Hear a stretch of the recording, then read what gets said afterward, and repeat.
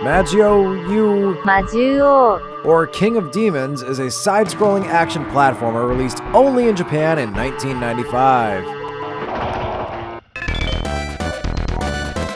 Matt and I discovered this game back in one of our first ever gaming streams together a few years ago, buried deep in a mysterious computer folder. It never had an official US or English release, but luckily this version was in English somehow. Yeah. This game immediately gripped me with the box art. Who are these brutal monsters and who is that boob lady? I had to know.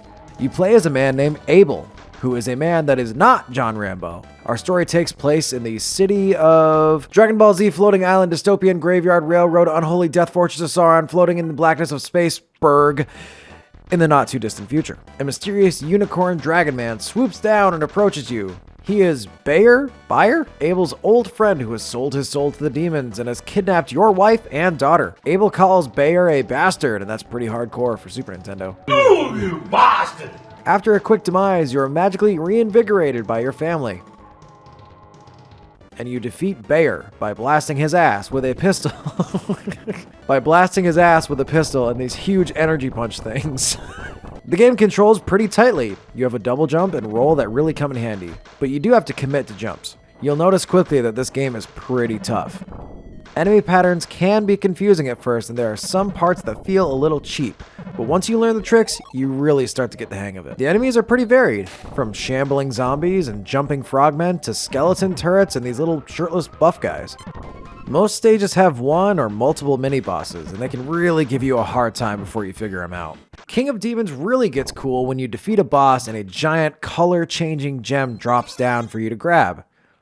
After you snag it, Abel is transformed into a new demon mode that corresponds with the color of the gem that you collect. No spoilers, but if you do decide to give this game a shot, I'd recommend looking up how to get the good ending. It'll save you having to play through the game twice. It has something to do with the gems. Oh, and your health cap increases with your score, so try to kill as many things as possible. Just a couple things I wish I knew before I'd started the game. Also, I've had this glitch on just this boss where I just suddenly died for some reason. These demon forms have their own set of powers and nuances that can work better or worse for the next level ahead of you. Wink, wink. I think the art in this game is so cool. Very 90s anime, and it really hooked me in. The levels are tough, but figuring out how to navigate them is extremely rewarding. The story won't change your life, but I found I really needed to see the next level and the next transformation. I couldn't put the game down. After beating the game once or twice, I was able to consistently beat it again in about 40 minutes. But learning it will take you a couple hours. I highly recommend this game to anyone who likes tough Mega Man style platformers. I think it's a hidden gem that most of the world didn't get to enjoy.